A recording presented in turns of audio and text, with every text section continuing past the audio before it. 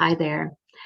Thank you for joining today and tuning in into some of the sharings and channeling that I would love to do on the topic of judgment.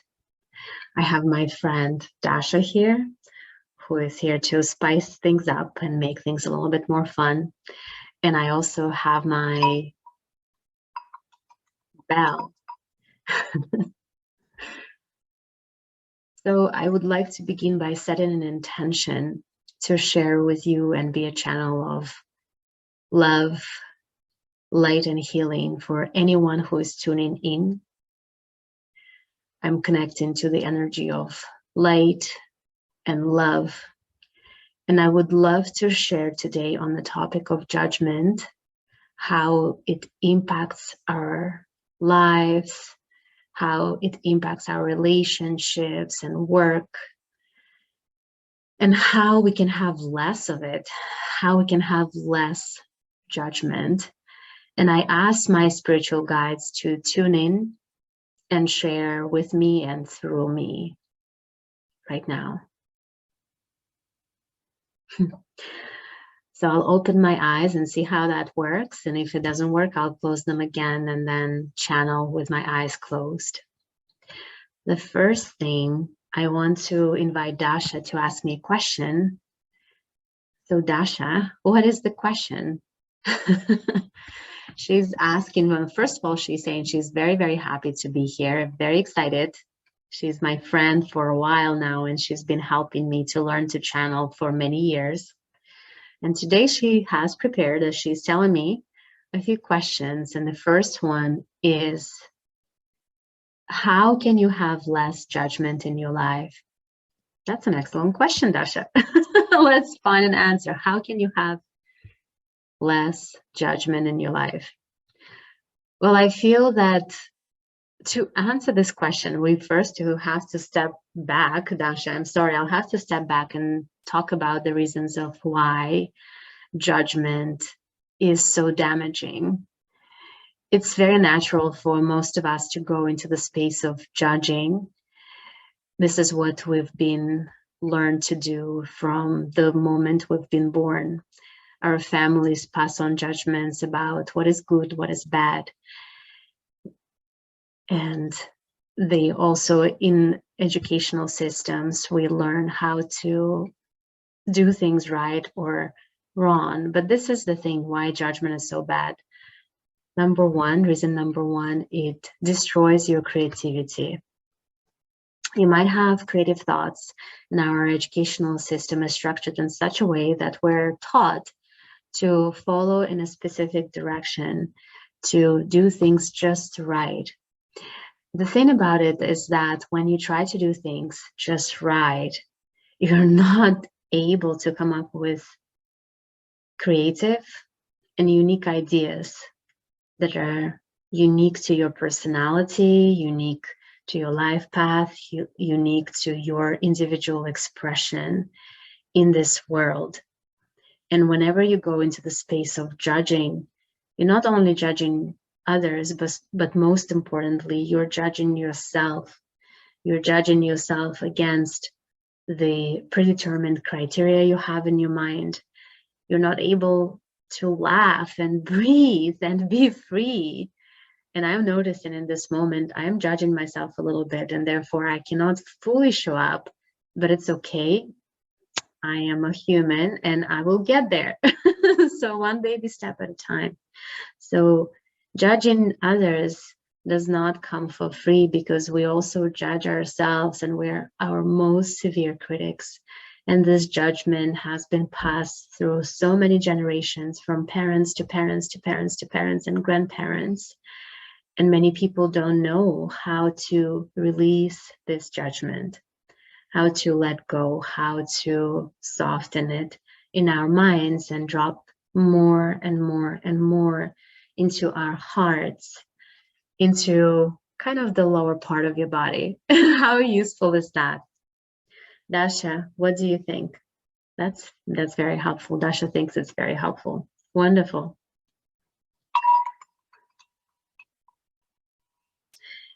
The second thing I would love to explore today is how to have less judgment. Oh, you can write a book on that, on how to have less judgment. But let me begin by saying that to have less judgment, you have an option of connecting to your body, moving more. Whenever you're connected to your body, you're not in your mind, and you're able to come up to amazing and perfect decisions without talking too much about them, thinking too much about them, or in other way interacting with them, from what one of my teachers said, a mental masturbation from the place of fear. Whenever you're in your heart, you are in love. Whenever you're in your critical mind or in judgment, you are in fear. And so the choice really comes to those two options. Either it's fear or love. You might have heard about the law of attraction. Whenever you make choices based on fear, you attract back what you put out. So if you put out fear, it comes back to you. And the way it might come back to you is through scarcity, through things not going so well in your life, but not experiencing the abundance of yourself, first of all, abundance of your talents, abundance of your gifts, of the possibilities of choices. And so this abundance is what you've been born with. And then what happens over time as we grow up, we put ourselves in this little glove, in a little box, and we forget about the beauty and magnificence that you are, that we all are. And I've been there. I have struggled with it, so I'm speaking from the personal experience. And the solution that I have found has been helping me to connect to my heart more and more and more. So let me teach you one very simple technique right now in this moment, which you can use in your life. And if you're sitting, you might be sitting, or if you're standing, keep standing. If you're walking, keep walking. You can do this anywhere. Let's pause and then take a breath. And as you release the breath, and Dasha is going to do it with us, as you release the breath, you're going to let go, exhale, and move your energy down and down, lowering your body towards your heart center. You breathe in, you inhale, and you breathe out, you move your energy down and down and down into your heart center. And again, you breathe in, and you breathe out, and you let your energy move deeper and deeper towards your heart center. You can even place your hands on your heart, hold them there, because touch helps. And keep your awareness at the heart, so that right now, as you're listening to me, or as you're walking around and about your day, you are at your heart. And this is what happens when you are connected to your heart. Life is not easy. There are different experiences that arise on a daily basis. Sometimes we have difficult conversations. Sometimes we're facing challenges in work or relationships, with loved ones, with friends, with clients, with co-workers. And whenever you are in your heart, you're not resisting the experience of those happenings. You're not resisting and saying, hey, this should not be happening. My life is not going in the right direction, or I'm a loser, or this is the end of my world. Because sometimes things that happen, they are pleasant, sometimes they're unpleasant. And I'll give you an example from my day today. I've had 3 conversations. It's midday here in Boston, but I've already had 3 conversations with a colleague, with a friend, and with a client. And these were not conversations where everything went smoothly.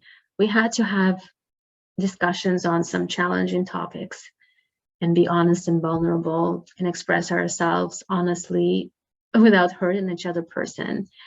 And I have to say that, well, I'm actually skipping one. There were 4 conversations, 2 with clients. So not all of them necessarily went what my mind thought, how they should have gone, but they have pretty much been, most of them have been really, really heart-centered and authentic. And whatever happens at the end, whether it's success, quote unquote, or failure, it's okay. It's meant to be that way. So when you are staying in your heart, you're not judging the experiences that come to you as personal, as negative, as bad, and you don't take personal attributes about yourself, like I'm a loser, I'm incapable, I'm not talented, etc., etc., etc. You're not taking them personally on yourself, saying that there is something wrong with you. And this is what judgment does. Judgment is a very dangerous beast. When you are functioning only from your mind, you tend to assign negative qualities either to yourself or to a person with whom you're talking.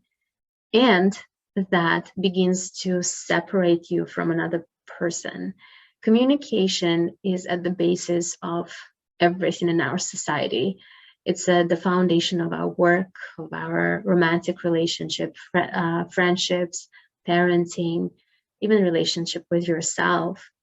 And so if you are in the place of judgment, if you are coming from the place of, let me stay in the space of following the rules, getting everything right, not making mistakes, being a good person, quote unquote, then you're not able to connect to your authentic and deep self. You're not able to express yourself fully authentically.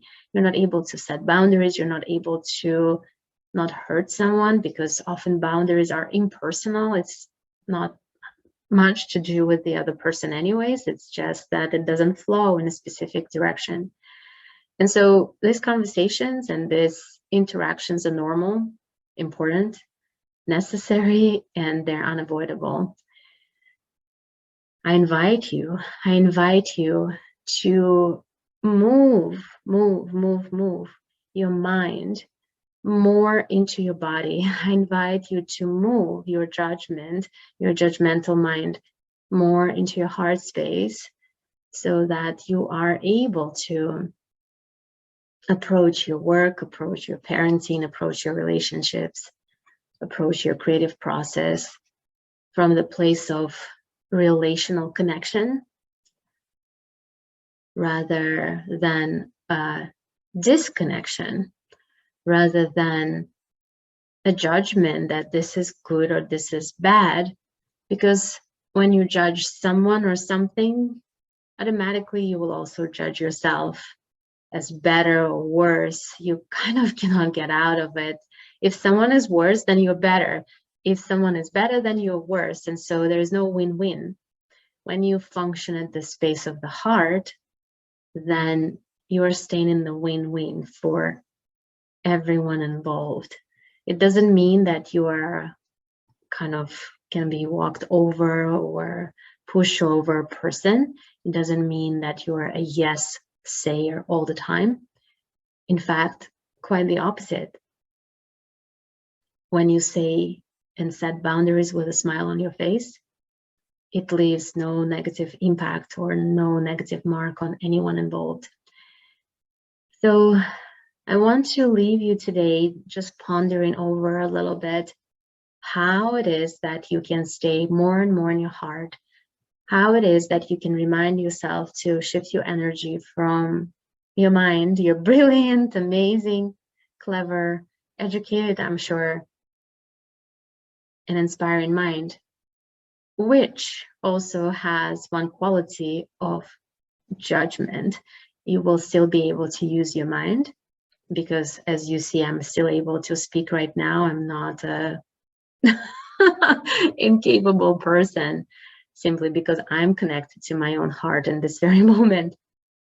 But the more you are in your heart, then mind becomes the servant of your heart, and it brings us closer together rather than separating us. Let me just have a sip of water and see if there is anything else that wants to come.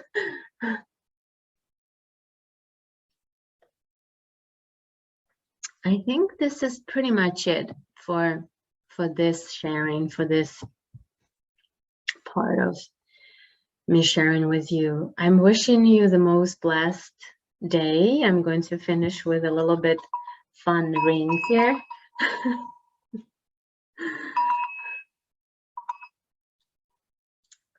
If you have any questions or comments, please post them below. I would love to hear from you. Don't post anything negative. I cannot handle it.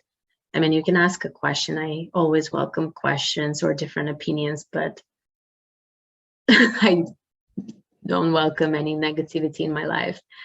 So keep it out.